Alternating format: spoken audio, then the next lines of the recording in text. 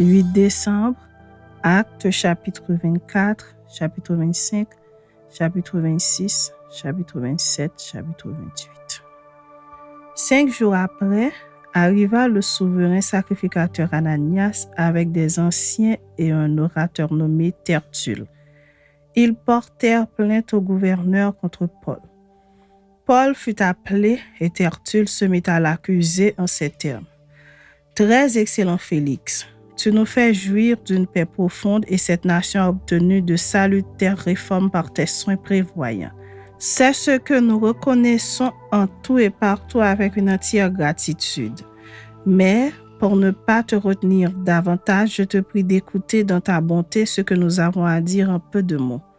Nous avons trouvé cet homme qui est une peste, qui excite des divisions parmi tous les Juifs du monde, qui est chef de la secte des Nazaréens et qui même a tenté de profaner le temple, et nous l'avons arrêté. Nous avons voulu le juger selon notre loi. Mais le tribun Lysias étant survenu, l'a arraché de nos mains avec une grande violence en ordonnant à ses accusateurs de venir devant toi. Tu pourras toi-même, en l'interrogeant, apprendre de lui tout ce dont nous l'accusons, soutenant que les choses étaient ainsi. Après que le gouverneur lui fait signe de parler, Paul répondit, sachant que depuis plusieurs années, tu es juge de cette nation, c'est avec confiance que je prends la parole pour défendre ma cause. Il n'y a pas plus de 12 jours, tu peux t'en assurer, que je suis monté à Jérusalem pour adorer. On ne m'a trouvé ni dans le temple, ni dans les synagogues, ni dans la ville, disputant avec quelqu'un ou provoquant un rassemblement séditieux de la foule. Et il ne saurait prouver ce dont il m'accuse maintenant. Je t'avoue bien que je sers le Dieu de mes pères selon la voie qu'ils appellent une secte, croyant tout ce qui est écrit dans la loi et dans les prophètes, et ayant en Dieu cette espérance, comme ils l'ont eux-mêmes, qu'il y aura une résurrection des justes et des injustes. C'est pourquoi je m'efforce d'avoir constamment une conscience sans reproche devant Dieu et devant les hommes. Après une absence de plusieurs années, je suis venu pour faire des aumônes à ma nation et pour présenter des offrandes. C'est alors que quelques Juifs d'Asie m'ont trouvé purifié dans le temple, sans attroupement ni tumulte. C'était à eux de paraître en ta présence et de se porter accusateurs s'ils avaient quelque chose contre moi. Ou bien que ceux-ci déclarent de quel crime ils m'ont trouvé coupable lorsque j'ai comparu devant le Sanhédrin, à moins que ce ne soit uniquement de ce cri que j'ai fait entendre au milieu d'eux. C'est à cause de la résurrection des morts que je suis aujourd'hui mis en jugement devant vous. Félix, qui savait assez exactement ce qui concernait cette doctrine, les ajourna en disant « Quand le tribun Lysias sera venu, j'examinerai votre affaire. » Et il donna l'ordre au centenier de garder Paul en lui laissant une certaine liberté et en n'empêchant aucun des siens de lui rendre des services. Quelques jours après, Félix vint avec Drusille, sa femme qui était juif, et il fit appeler Paul. Il l'entendit sur la foi en Christ. Mais comme Paul discourait sur la justice, sur la tempérance et sur le jugement à venir, Félix effrayé dit « Pour le moment, retire-toi. Quand j'en trouverai l'occasion, je te rappellerai. » Il espérait en même temps que Paul lui donnerait de l'argent. Aussi l'envoyait-il chercher assez fréquemment pour s'entretenir avec lui. 2 ans s'écoulèrent ainsi et Félix eut pour successeur Porcius Festus. Dans le désir de plaire aux Juifs, Félix laissa Paul en prison. Chapitre 25. Festus, étant arrivé dans la province, monta 3 jours après de Césarée à Jérusalem. Les principaux sacrificateurs et les principaux d'entre les Juifs lui portèrent plainte contre Paul. Ils firent des instances auprès de lui et dans des vues hostiles. Lui demandèrent comme une faveur qu'il le fît venir à Jérusalem. Ils préparaient un guet-apens pour le tuer en chemin. Festus répondit que Paul était gardé à Césarée et que lui-même devait partir sous peu. Que les principaux d'entre vous descendent avec moi, dit-il, et s'il y a quelque chose de coupable en cet homme, qu'il l'accuse. Festus ne passa que 8 à 10 jours parmi eux, puis il descendit à Césarée. Le lendemain, s'étant assis sur son tribunal, il donna l'ordre qu'on amenât Paul. Quand il fut arrivé, les Juifs qui étaient venus de Jérusalem l'entourèrent et portèrent contre lui de nombreuses et graves accusations qu'il n'était pas en état de prouver. Paul entreprit sa défense en disant « Je n'ai rien fait de coupable, ni contre la loi des Juifs, ni contre le temple, ni contre César. » Festus, désirant plaire aux Juifs, répondit à Paul « Veux-tu monter à Jérusalem et y être jugé sur ces choses en ma présence ?» Paul dit « C'est devant le tribunal de César que je comparais, c'est là que je dois être jugé. Je n'ai fait aucun tort aux Juifs, comme tu le sais fort bien. Si j'ai commis quelque injustice ou quelque crime digne de mort, je ne refuse pas de mourir. Mais si les choses dont ils m'accusent sont fausses, personne n'a le droit de me livrer à eux.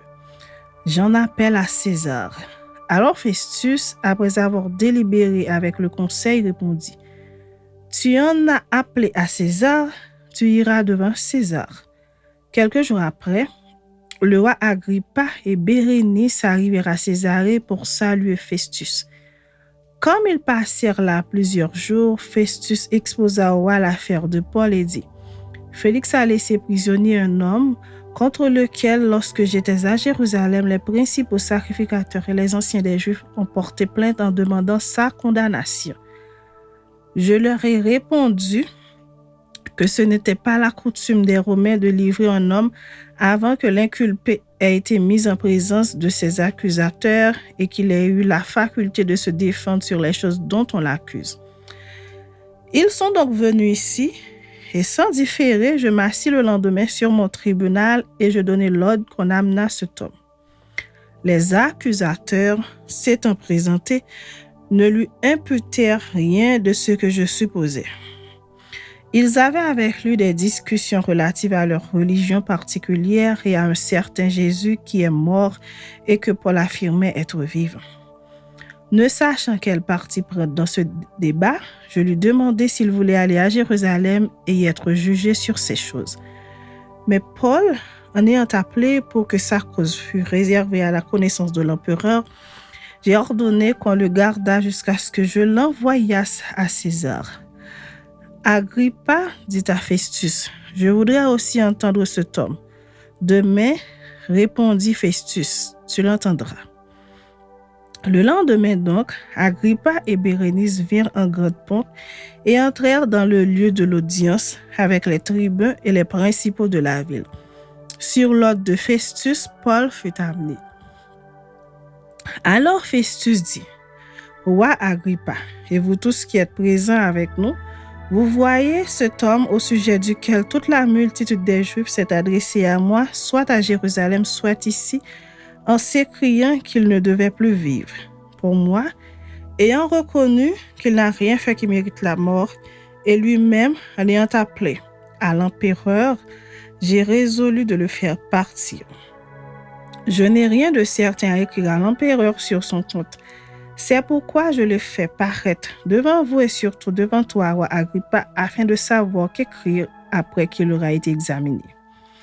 Car il me semble absurde d'envoyer un prisonnier sans indiquer de quoi on l'accuse. » Chapitre 26. Agrippa dit à Paul, « Il t'est permis de parler pour ta défense. » Et Paul, ayant étendu la main, se justifia en ces termes. « Je m'estime heureux, roi Agrippa, d'avoir aujourd'hui à me justifier devant toi de toutes les choses dont je suis accusé par les Juifs, car tu connais parfaitement leurs coutumes et leurs discussions. Je te prie donc de m'écouter avec patience. Ma vie, dès les premiers temps de ma jeunesse, est connue de tous les Juifs, puisqu'elle s'est passée à Jérusalem au milieu de ma nation. Ils savent depuis longtemps, s'ils veulent le déclarer, que j'ai vécu pharisien selon la secte la plus rigide de notre religion. Et maintenant, je suis mise en jugement parce que j'espère l'accomplissement de la promesse que Dieu a faite à nos pères et à laquelle aspirent nos 12 tribus qui servent Dieu continuellement nuit et jour. C'est pour cette espérance au roi que je suis accusé par des Juifs. Quoi? Vous semble-t-il incroyable que Dieu ressuscite les morts? Pour moi, j'avais cru devoir agir vigoureusement contre le nom de Jésus-Christ de Nazareth. C'est ce que j'ai fait à Jérusalem. J'ai jeté en prison plusieurs des saints ayant reçu ce pouvoir des principaux sacrificateurs, et quand on les mettait à mort, je joignais mon suffrage à celui des autres. Je les ai souvent châtiés dans toutes les synagogues et je les forçais à blasphémer.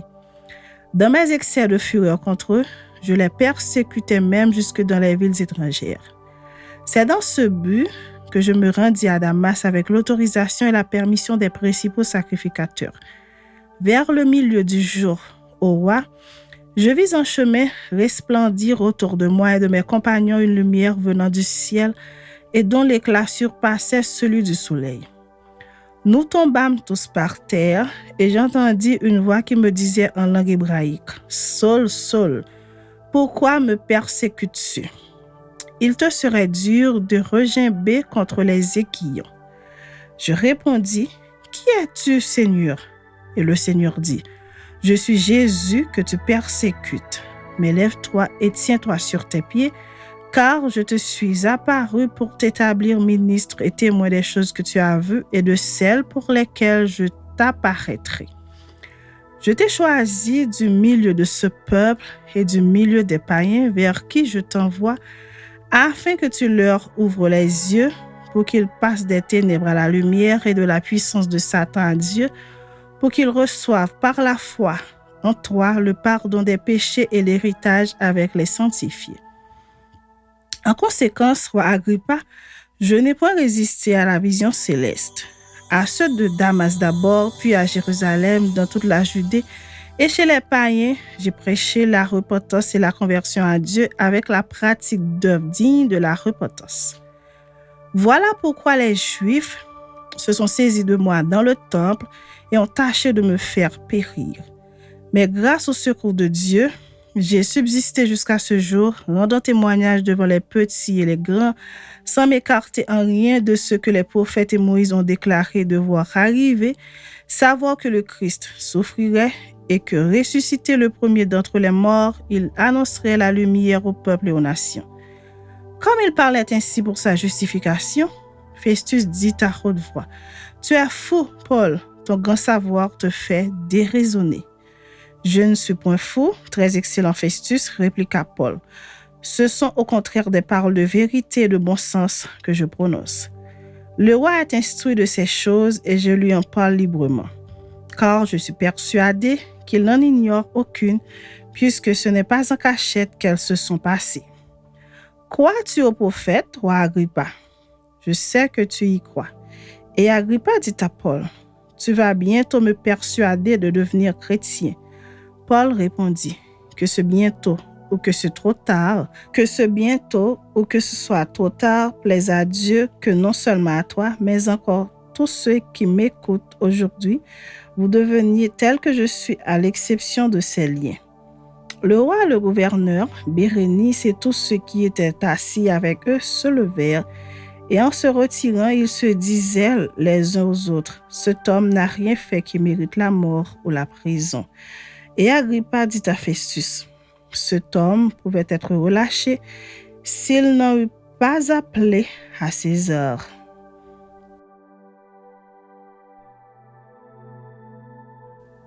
Chapitre 27.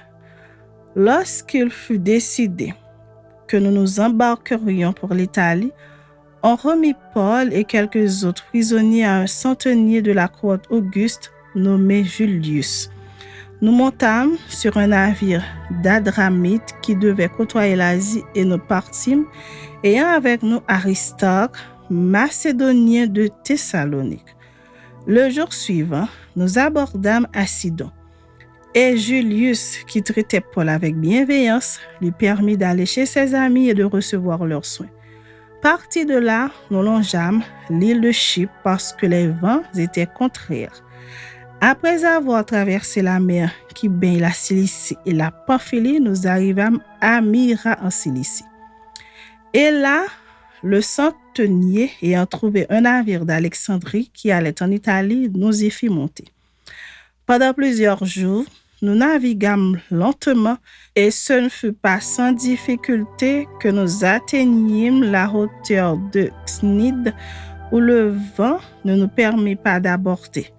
Nous passâmes au-dessous de l'île de Crète du côté de Salmone. Nous la côtoyâmes avec peine et nous arrivâmes à un lieu nommé Beauport près duquel était la ville de Lasée. Un temps assez long s'était écoulé et la navigation devenait dangereuse car l'époque même du jeûne était déjà passée. C'est pourquoi Paul avertit les autres en disant « Ô homme, je vois que la navigation ne se fera pas sans péril et sans beaucoup de dommages, non seulement pour la cargaison et pour le navire, mais encore pour nos personnes. » Le centenier écouta le pilote et le patron du navire plutôt que les paroles de Paul. Et comme le port n'était pas bon pour hiverner, la plupart furent d'avis de le quitter pour tâcher d'atteindre Phénix, port de Crète qui regarde le sud-ouest et le nord-ouest afin d'y passer l'hiver. Un léger vent du sud vint à souffler et se croyant maîtres de leur dessein, ils levèrent l'ancre et côtoyèrent de près l'île de Crète. Mais bientôt, un vent impétueux qu'on appelle Eurachylon se déchaîna sur l'île. Le navire fut entraîné sans pouvoir lutter contre le vent et nous nous laissâmes aller à la dérive. Nous passâmes au-dessous d'une petite île nommée Clauda et nous eûmes de la peine à nous rendre maîtres de la chaloupe. Après l'avoir hissée, on se servit des moyens de secours pour ceindre le navire et dans la crainte de tomber sur la Syrte, on abaissa les voiles. C'est ainsi qu'on se laissa emporter par le vent. Comme nous étions violemment battus par la tempête, le lendemain, on jeta la cargaison à la mer et le 3e jour, nous y lançâmes de nos propres mains les ancres du navire. Le soleil et les étoiles ne parurent pas pendant plusieurs jours et la tempête était si forte que nous perdîmes enfin toute espérance de nous sauver. On n'avait pas mangé depuis longtemps, alors Paul, se tenant au milieu d'eux, leur dit « Ô homme, il fallait m'écouter et ne pas partir de Crète afin d'éviter ce péril et ce dommage. Maintenant, je vous exhorte à prendre courage, car aucun de vous ne périra et il n'y aura de perte que celle du navire. Un ange du Dieu à qui j'appartiens et que je sers m'est apparu cette nuit et m'a dit « Paul, ne crains point. Il faut que tu comparaisses devant César et voici Dieu t'a donné tous ceux qui naviguent avec toi. C'est pourquoi, ô homme, rassurez-vous, car j'ai cette confiance en Dieu qu'il en sera comme il m'a été dit. Mais nous devons échouer sur une île. La 14e nuit, tandis que nous étions ballottés sur l'Adriatique, les matelots vers le milieu de la nuit soupçonnèrent qu'on approchait de quelque terre. Ayant jeté la sonde, ils trouvèrent 20 brasses. Un peu plus loin, ils la jetèrent de nouveau et trouvèrent 15 brasses.